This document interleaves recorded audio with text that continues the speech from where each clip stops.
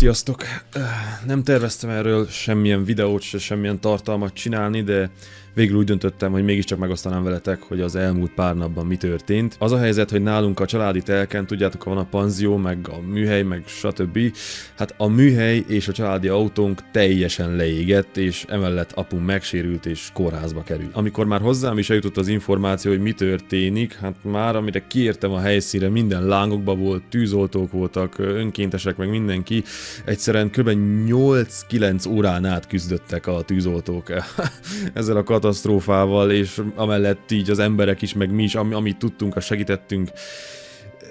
Csak a filmekben láttam olyat, ami történt az elmúlt pár napban, és olyan rossz ezt a bejelentőt így megcsinálni, mert én tudjátok, mindig a jó kedvet és mosolyt szeretnék csalni az arcotokra, tehát úgy érzem, ez a hivatás, mint a YouTube csatornámon, de most ez megtörtént, és úgy éreztem, hogy muszáj tudatnom veletek. Mire sikerült mindent eloltani, akkor küldtem fel a drónt is, hogy nézzük meg fentről is, hogy néz ki a terep, meg mi maradt ebből, meg egyáltalán mi lesz ezzel a terv.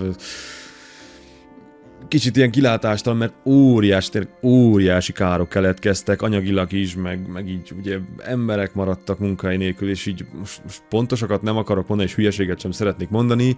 A lényeg, hogy ez egy nehéz helyzet, és nem akarok semmilyen pánikot se kelteni, mert tényleg apumnak a két keze megsérült, és az arca is, de úgy néz ki, hogy a gyógyulási folyamat elindult, szóval fel lehet ebből nehezen, lassan, de fel lehet épülni.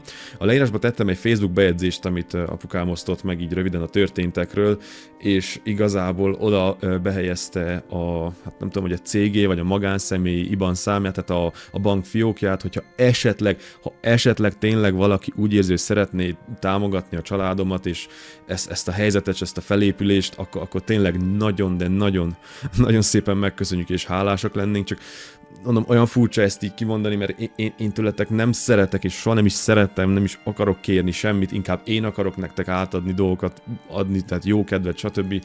Ahogy csak tudok, csak tényleg nehéz kicsit fogalmazom, szar ez a helyzet. De hogy még egy pici jó hírt is hozzak amellett, hogy apum is úgy néz ki, hogy fel tud épülni, már elindultak a folyamatok, hogy hogyan kéne onnan szétszedni a helyet, eltakarítani, rengeteg önkéntes, tehát munkaerő, minden. Zajlik a dolog, én is úgy hullafáradt vagyok, mert egész nap ott vagyok, és ezzel kell foglalkoznom, és na hát ez a videó is arra szolgálna, hogy én kicsit bejelentsem, hogy hát azért nem lesz időm most a YouTube-ban meg a videózással foglalkozni, nem tudom meddig, mondjuk azt, hogy pár hétig, nem tudom, meg kell értsétek, most a családom a legfontosabb, amúgy is a családom a legfontosabb, de most aztán pláne, úgyhogy nem tudom, hogy meddig nem lesz új videó.